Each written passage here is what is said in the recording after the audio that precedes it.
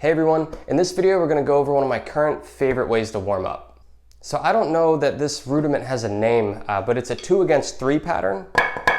So let's drum through the exercise and then we'll talk about it. Okay, here we go.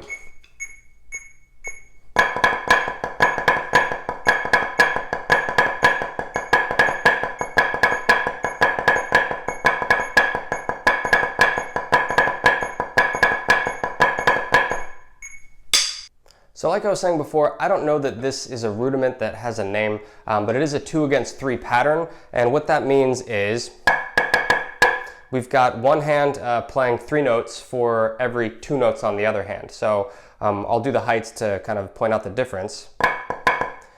So my right hand is going to play 2 notes. My left hand is playing 3 notes. And then if we hit another downbeat, that's typically, we'll kind of go all the way through to that next downbeat with this one. And what I love about warming up with this exercise is it's not too physically demanding because all we're playing is legato strokes. We're just playing 8th notes, either straight 8th notes or 8th note triplets. And we're also playing them at the heights that it's easier to play them at. So when we play our straight 8ths, we've got those nice big, that's very comfortable. And then when we play the faster 8th notes, our 8th note triplets, we're playing them much lower, which makes them much easier to play. So let's talk a little bit more about what this pattern is and how to count it. Basically, we're just going to focus on our triplets. 1 anda, 2 anda, 3 anda, 4 anda. So the only thing that's a little bit tricky here is this 1/8 note that kind of pops out in between our triplets. So we've got, it's the 2nd note on my right hand.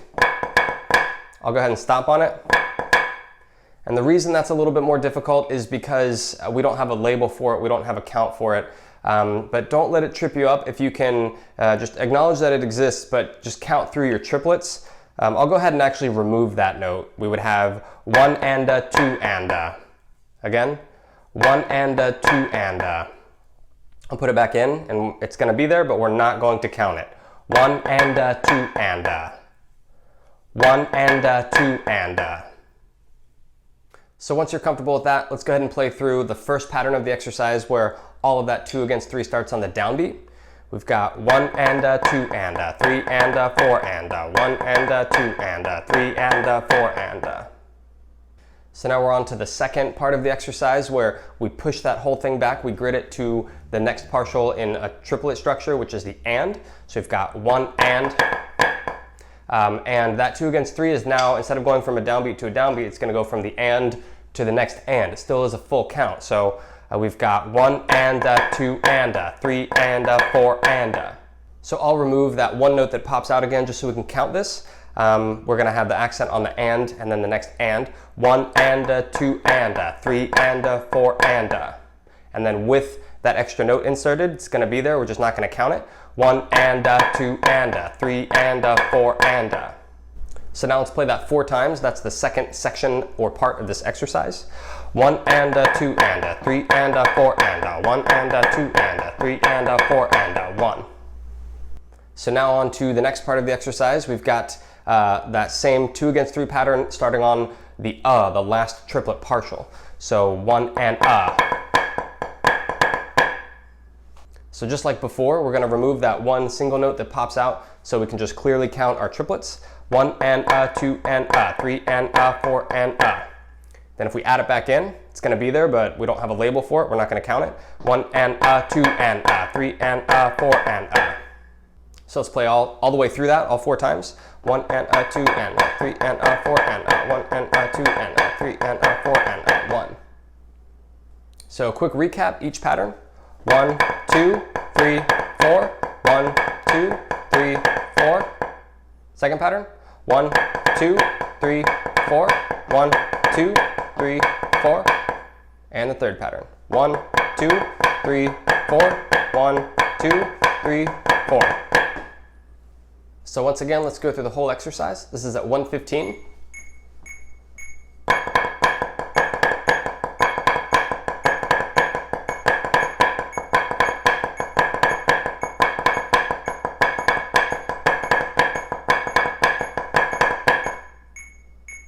And if if you notice, I stopped on just the following downbeat as a tap there. Like I said in the beginning of the exercise, this is one of my new or current favorites for warming up. So I would absolutely practice this through a 4-2-1, but then you're gonna start having some inverts in there. And I like to keep everything pretty loose and relaxed when I start warming up. So that's why I kind of just go through the 4 section of this grid and stop on a tap there. But let's go ahead and play through this entirely as a 4-2-1. Here we go.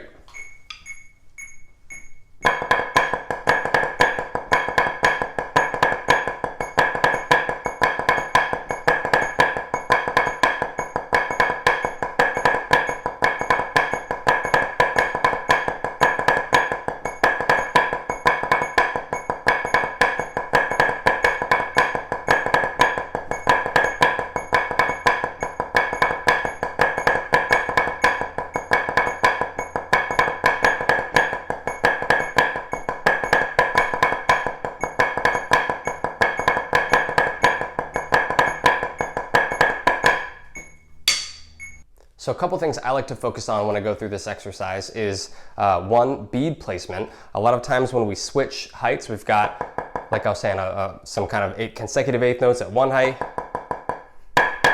and then other notes at another height. A lot of times we can shift what we're doing with our arms. You want to be thinking about kind of where your elbows are, how far forward or backward they are. A lot of times people run into this problem. So I would just focus on making sure you're playing in the center of the drum.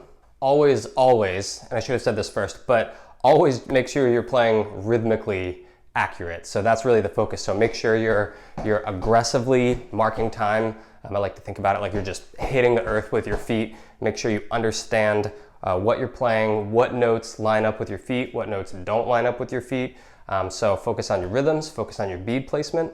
And then another one I would say for this exercise is pay attention to your flam spacing. A lot of times, and this would come into play even more so when we do have those inverts in there, because a lot of times when we kind of have that quick inverted switch, our second flam of the 2 consecutive flams might be a little bit tighter or more open. So as you're going through this and kind of feeling the syncopation and counting your rhythms, making sure everything looks and sounds good. Also, just be aware of how do my flams sound? Are they better when I'm playing on a downbeat, or do I tend to have tight flams on the left hand, or do I have tight or open flams if I'm playing on the second partial of a triplet? So just be aware of that spacing as well as you go through this.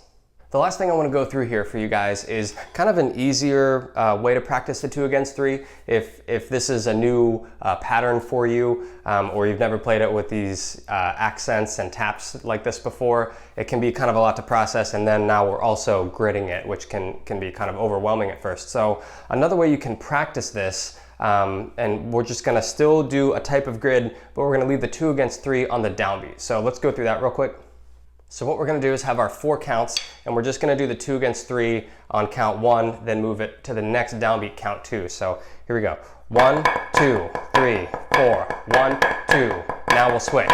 1, 2, 3, 4, 1, 2, 3, 4, 1, 2, 3, 4, 1, 2, 3, 4, 1, 2, 3, 4, 1, 2, 3, 4, 1. So that's a really good way you can practice that 2 against 3 pattern without having to learn it and then immediately shift it through triplet partials. But it's fun to play, it feels really good, and you can run that, like I said, run that through your hands for a little while. Then once you're a little more comfortable with playing the pattern and counting through those triplets, then you can start to shift it through your triplet partials.